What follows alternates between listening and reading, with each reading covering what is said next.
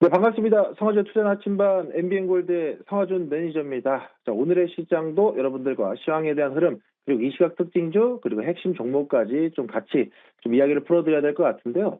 사실 지금 시장 역시나 코스피 사상 최고치의 흐름, 역시나 코스닥도 장 초반에 뭐 ABL 바이오라든가 HLB에 대한 흐름 속에 좀 쉬어가는 듯 보였습니다만은 역시나 좀 빠르게 반등하면서 야, 계속해서 이렇게 또 시장이 고공행진할 수 있나? 이렇게 또 탄탄한 시장이 연속적으로 이어질 수 있나 싶은 그런 시장들이 계속해서 좀 전개가 되고 있습니다.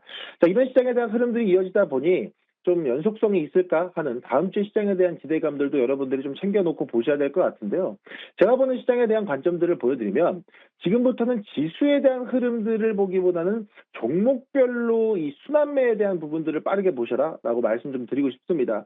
아무래도 이제 본격적으로 지수는 어느 정도 견고한 수준의 이 좀 안착하려는 움직임들이 정착하려는 움직임들이 나올 것 같아요. 물론 오늘은 삼성전자라든가 SK하이닉스가 또 빠르게 코스피 증시를 끌어올려주면서 강한 시세 분출을 좀 해주고 있는 상황이긴 합니다만은 지금 이런 흐름들이 계속해서 지수 상승을 끌어올리기보다는 어느 정도 구간에 도달하게 되면 또 대형주는 좀 쉬어가는 움직임이 나오고 그 다른 이외 종목들의 또 순환매가 또 빠르게 이어질 수 있다. 좀 이렇게 말씀드려야 될 것 같은데요. 사실 앞서도 설명해 주셨습니다만은 어제 미국 증시 같은 경우에도 이런 움직임들이 일부 나왔죠. 뭐 메타라든가 마이크로소프트 둘 다 실적은 어느 정도 입증을 했는데 둘 다 설비 투자를 한다 그러니까 메타는 광고 수익이 있으니까 투자할 만해. 근데 마이크로소프트 니네는 클라우드 서비스에 대한 실적이 그렇게 뭐 반가운 성적은 아닌데 설비 투자를 하겠다고? 이런 식으로 좀 이 평가가 좀 갈리면서 나름대로 확실히 실체 있는 종목들의 수급이 쏠리고 있다라는 거죠. 그럼 우리나라 시장도 마찬가지입니다. 이번 주도 마찬가지였지만 다음 주도 주요 기업들의 실적 이벤트들이 줄줄이 대기하고 있죠. 그러다 보니까 시장 참여자들은 이제부터 본격적으로 다시 한번 실적이 있고 실체가 있는 기업들을 계속해서 주목할 거라는 겁니다. 그렇기 때문에 어느 정도 좀 실체가 확인된다라 그러면 그쪽 섹터 그리고 그 관련된 밸류체인 내에 수급이 또 쏠리기 때문에 잠시라도 삐끗하면 소외되고 어느 정도 기준을 잡으면 빠르게 또 속도 내서 올라가는 그런 장세가 계속해서 이어질 걸로 보고 있습니다. 그렇다 보니까 그런 흐름들이 이어지는 상황 속에서 지수 자체 레벨보다는 내 종목이 아니면 내가 관심 갖고 있는 종목이 숫자로 증명할 수 있는가라는 것들을 좀 보셨으면 좋겠고 그런 관점에서 본다라 그러면 역시나 반도체 밸류체인 뭐 소부장 기업들에 대한 흐름들 뭐 제가 지난 방송에서도 계속해서 뭐 파운드리 시장의 뭐 관련 종목들 강조 드렸고 소부장 기업들 강조 드렸듯이 숫자로 증명할 수 있는 종목들 계속 보시면 좋을 것 같고요. 최근에도 제가 전력 인프라, 전선 인프라 관련 종목들을 제시드렸었는데 그 종목들도 좋은 움직임, 뭐 오늘 일진전기, 뭐 재룡전기, 뭐 대한전선 좋은 흐름들 나오고 있다 보니까 확실히 실적 가시성이 뚜렷한 종목들에 대한 기준들을 잘 잡아가셔야 된다라는 말씀 좀 드리도록 하겠습니다. 거기에 뭐 추가적으로 코스닥 시장에 대한 재료들도 살짝 붙여서 말씀드리자라 그러면 뭐 코스닥 시장도 이 수급의 코스닥 이렇게 말씀드릴 수 있을 것 같아요. 아무래도 이제 기관 투자자들, 특히나 이제 연기금이 코스닥 비중에 대한 부분들에 관심을 본격적으로 갖게 되다 보니까 이 부분들이 패시브 자금으로 밀려들으면서 사실상 코스닥 상위 종목들, 시가총액 상위 종목들이 너나 할 것 없이 계속해서 좀 가파른 흐름들을 좀 만들어내고 있죠. 그렇다 보니까 이런 움직임 속에서 여러분들도 어느 정도 아직까지 상위 종목인데 여긴 돈이 좀 덜 붙었네 하는 종목들에 대해서는 약간 이 수급의 흐름들을 좀 일부간 좀 추적하는 그런 대응들도 좀 좋을 것 같다. 어디서? 코스닥 시장에서는. 그래서 이런 흐름들을 적절하게 좀 잘 섞어가면서 여러분들이 지금 시장에 대한 흐름들 소외되지 말고 대응하셔라. 이렇게 말씀드리도록 하겠습니다. 자, 그럼 이 시각 특징주 한 종목 좀 풀어드릴 텐데요. 이 시각 특징주 역시나 코스닥 상위 종목이죠. 리노공업에 대한 이야기들을 좀 풀어드려야 될 것 같습니다. 사실 결과부터 말씀드리자라 그러면 리노공업에 대한 상승세도 결과적으로는 코스닥 상위 종목이라는 이 자금에 대한 여력이 충분히 들어오기 때문에 상승이 나오고 있는데 여기에 또 겹재로 들어오는 부분이 바로 AI 디바이스 시장에 대한 확대죠. 아무래도 이제 온디바이스 시대가 열리게 되면서 본격적으로 스마트폰이라든가 노트북 이런 이 매체들의 두뇌가 상당히 똑똑해지고 있습니다. 그러다 보니까 이런 부분들이 칩이 고도화될수록 불량률을 잡아내는 테스트 과정이 되게 중요한데 여기에서 리노공업의 기술력이 부각이 되는 거죠. 이 칩들을 소량으로 생산할 때는 테스트가 필수적입니다. 불량률이 적어야 되니까. 그렇다 보니까 리노공업의 이 테스트 장비, 리노공업의 핀이 뭐 선택이 아니고 필수다. 라는 점에서 계속 시장에 좀 부각이 되고 있고요.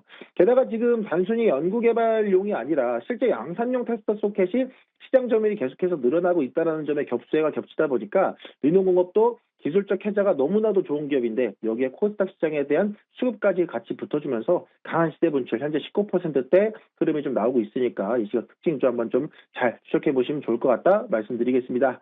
자, 그럼 저는 리뷰한 종목 하고요. 여러분들 좀 주목하셔야 되는 핵심 종목 같이 풀어드리겠습니다. 자, 오늘의 리뷰 종목은요. 1월 9일에 추천드렸던 풍산 이야기를 안 할 수가 없을 것 같습니다. 자, 풍산 같은 경우에도 제가 말씀드렸던 것처럼 이 구리 가격 급등에 대한 재고평가 이익에 대한 기대감 첫 번째가 있겠고, 계속해서 발생하고 있는 지정학적 리스크에 대한 장기화로 이 포탄에 대한 부분들, 이 부분이 방산 부분에 긍정적인 영향을 줄 수 있다라고 말씀을 드렸죠.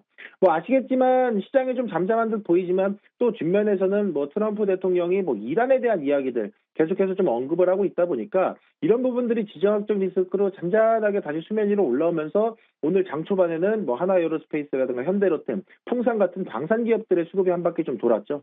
그렇다 보니까 풍산 입장에서도 이 지정학적 리스크에 따른 방산 수혜주로서 계속 좀 기대감이 실리고 있다 보니까 계속해서 좀 흐름 지켜보셔도 좋을 것 같고요. 뭐 구리 가격도 최고치를 찍고 있다 보니까 또 중요한 게 이 재고평가 이익에 대한 부분들이 되게 중요하지 않습니까? 그럼 풍산도 그에 대한 수혜가 연결될 수 있기 때문에 일단 함께 하신 분들 수익 축하드린다는 말씀 드리면서 저는 2차 목표가 16만 원 제시를 좀 드리도록 하겠습니다. 자, 그럼 오늘 주목해 보셔야 되는 핵심 종목 말씀드릴 텐데요. 제가 종목 말씀드리면 지금 이런 생각 하실 것 같아요. 오늘의 핵심 종목은요. SL 설명을 좀 드려야 될 것 같습니다.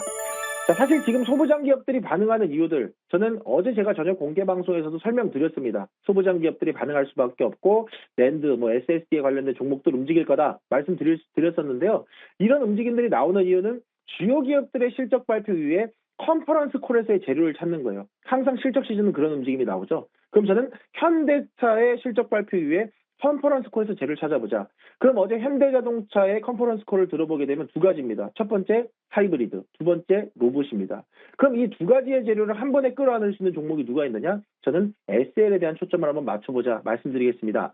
사실 SL은요, 제가 투자 나침반 시간에서 소개 드릴 때마다 수익을 만들어드렸던 종목이고, 심지어 신고가 영역까지도 가져가면서 좋은 시세를 강력하게 좀 분출했던 종목인데, 최근에 주가가 조금 가격 조정이 나오면서 쉬어가는 흐름들이 일부 포착이 되다 보니 저는 오히려 이때가 급등을 선점할 수 있는 시기가 아닐까라는 생각이 드는데요.